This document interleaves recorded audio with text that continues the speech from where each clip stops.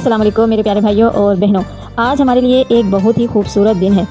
آج ہمارا پہلا روزہ ہے۔ ذرا ایک منٹ رکیے اور سوچئے، کیا یہ صرف ایک تاریخ ہے؟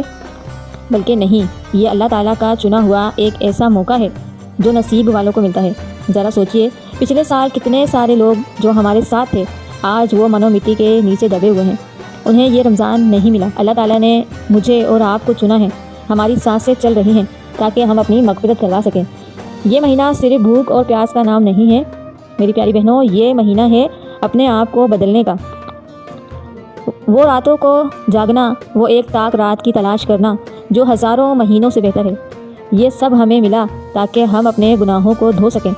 آؤ مل کر نیت کرتے ہیں کہ یہ رمضان پچھلے رمضان جیسا نہیں ہوگا۔ اس میں ہم صرف بھوکے نہیں رہیں گے، ہمیں تقویٰ حاصل کرنا ہے۔